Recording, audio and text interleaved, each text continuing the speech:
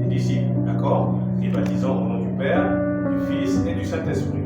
Alors, cette compréhension que nous avons eue de ce texte nous a permis d'établir le fait que nous avons un mandat qui est un mandat commun.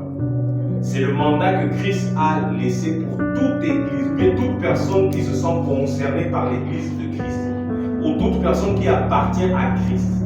La mission et la vision, elle est celle-ci.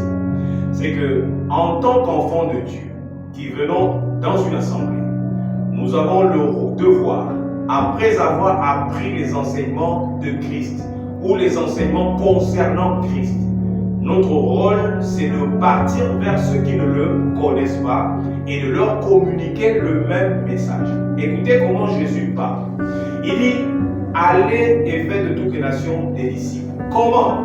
Enseignez-les, c'est ça? À observer tout ce que je vous ai prescrit. Donc la question qu'il faudrait se poser, c'est qu'est-ce que Jésus a prescrit? Et si vous regardez les textes en amont, vous comprendrez que ce que Jésus a prescrit, il le dit après sa résurrection. Qu'est-ce qu'il a prescrit? C'est qu'il va souffrir, qu'il va mourir et que le troisième jour, il va ressusciter. Lorsque Jésus dit « enseignez-les à observer », observer, ce n'est pas pratiquer systématiquement comme si on était sous la loi de Moïse, comme si on avait un rituel à pratiquer, mais pratiquer veut dire simplement garder, conserver tel que ça a été donné. Amen. C'est pourquoi lorsque nous regardons les épîtres qui nous statuent sur la saine doctrine est le message concernant Christ qui n'a pas subi de dilution, qui n'a pas subi de mélange, qui n'a pas été altéré par quoi que ce soit. C'est un message qui ne fait pas l'objet de mixture. On ne le mélange pas avec la loi de Moïse, on ne le mélange pas avec les pratiques traditionnelles, on ne le mélange pas avec autre chose. C'est un message qui est pur et qui concerne uniquement le message de Jésus. À la résurrection, Jésus-Christ voit les disciples et leur dit: pourquoi est-ce que vous êtes tristes?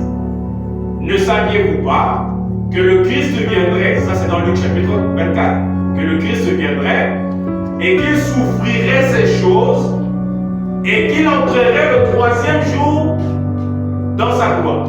Au verset 44, Jésus reprend, écoutez, il dit: c'est ce que je vous disais lorsque j'étais avec vous. Donc je comprends par là que lorsque Jésus a dit: enseignez-leur à observer tout ce que je vous ai prescrit, Jésus reprend dans Luc 24, verset 44 en disant: c'est ce que je vous disais. Sauf que Jésus le leur disait sous forme de parabole, et c'est pourquoi beaucoup ne le comprenaient pas. Plusieurs textes démontrent que Jésus-Christ parlait concernant sa mort et sa résurrection. Donc lorsque nous lisons les Écritures, et c'est pourquoi nous sommes ici, pour apprendre à décoder, à déchiffrer ce qui est écrit dans la Bible, de sorte que lorsque nous partons vers notre personne, nous leur enseignons à être aussi des observateurs, à être aussi des observateurs et des disciples, dans la mesure où eux aussi, ils doivent devenir d'autres maîtres pour enseigner et amener d'autres disciples. Et c'est pour ça que nous avons établi que, pour que nous parvenions à cela, nous nous sommes établis un certain canevas. Premier canevas, les enseignements systématiques. Nous ne prenons rien au hasard. Nous ne disons rien au hasard. Tout ce que nous disons, nous devons l'établir sur les Écritures. Ça doit être notre fondement. Ça doit être notre fondation. C'est sur quoi nous nous basons pour dire ce que nous disons. Nous ne disons pas des choses sur la base de l'imagination. Nous ne disons pas des choses sur la base de ce que quelqu'un aurait dit, mais nous disons des choses sur ce que Christ a dit. Alléluia. Vous êtes avec moi? Amen. Première chose, fonder des bases. Dire ce que les choses doivent être dites et comme les choses doivent être dites. Deuxième chose, la prière. Nous ne prions pas n'importe comment. Nous ne disons pas n'importe quoi. Nous prions en fonction de ce que nous avons appris. C'est ce que nous avons appris qui fonde notre manière de croire, qui fondent notre façon de penser et c'est ce qui fonde maintenant nos pratiques. Amen. Ce que nous voyons en Christ, c'est ce qui est dupliqué en nous. Alléluia. Ce que nous avons vu Christ faire, c'est ce que nous aussi nous répliquons. Amen. Parce que celui qui produit en nous le vouloir et le faire. Quelqu'un est avec moi? Pour ça, nous devons justement avoir des temps de prière de qualité. Amen. Donc, quand nous nous retrouvons ici pour prier, sachons pourquoi on vient prier. Nous ne prions pas parce que nous voulons acquérir le monde, mais nous prions parce que nous avons compris que nous sommes enfants de Dieu et que chaque enfant se doit d'avoir une communion avec son Père. Oui ou non? Chaque enfant se doit de parler avec son Père. Il n'y a plus de limite entre lui et nous. Nous n'avons plus besoin d'intermédiaires, hommes, pour pouvoir parler à Dieu. C'est pourquoi ces enseignements nous amènent à ôter l'homme entre Dieu et nous établir nous dans cette communion avec lui pour avoir une discussion vibrante, une discussion saine, une discussion sincère. Quelqu'un est avec moi ce matin? Donc, voici un tout petit peu les raisons pour lesquelles nous prions. Beaucoup de personnes se sont forgées une mentalité où ils estiment qu'il faudrait qu'ils ajoutent à cela forcément le jeûne parce qu'ils veulent forcer quelque chose de la main de Dieu afin d'obtenir quelque chose. Nous devons jeûner. Mais pourquoi nous jeûnons? Nous jeûnons parce que nous avons compris que jeûner pour nous c'est un ministère. Amen. Nous jeûnons pourquoi? Parce que nous voulons balayer toute forme de distraction. Nous voulons nous détourner de toute forme de distraction.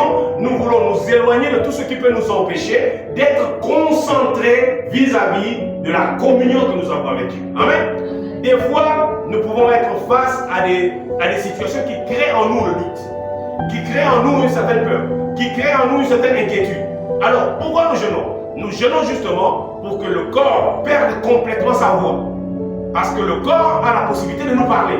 Le corps a ses désirs qui sont contraires à ceux de l'esprit, n'est-ce pas? Le corps te dira non, tu es trop fatigué, jeûne. Mais le jeûne n'est pas une obligation. Mais le jeûne, vous devez le faire parce que vous savez que c'est un ministère. Praise God. Ceux qui n'ont pas la possibilité de jeûner pour une raison médicale, ce n'est pas une obligation pour eux. Il ne faudrait pas prendre cette situation comme une obligation. Mais tu te dis, bon, je suis dans les conditions de le faire, je dois m'éloigner de certaines choses qui peuvent entraîner une forme de distraction. Alors je rentre dans un jeûne. Ce n'est pas à toi forcément de définir le temps que tu vas passer pour le jeûne. Il y a des moments quand je viens ici, je ne programme pas forcément de jeûner. Mais je me retrouve en train de jeûner. Je n'ai pas mangé le matin, je viens, je travaille ici, je me suis complètement déconnecté de toute autre chose. Pourquoi? Parce que je veux rester concentré. Amen. Est-ce que vous comprenez? Donc, nous ne jeûnons pas parce que nous voulons acquérir des choses, acquérir des voitures. Nous avons dépassé ce stade-là.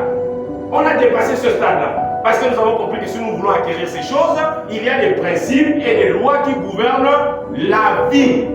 La vie sur terre, il y a des lois et des principes. Tu veux une voiture, tu fais quoi? Tu vas l'acheter. Si tu jeûnes pour avoir la voiture, qui va t'acheter le camion?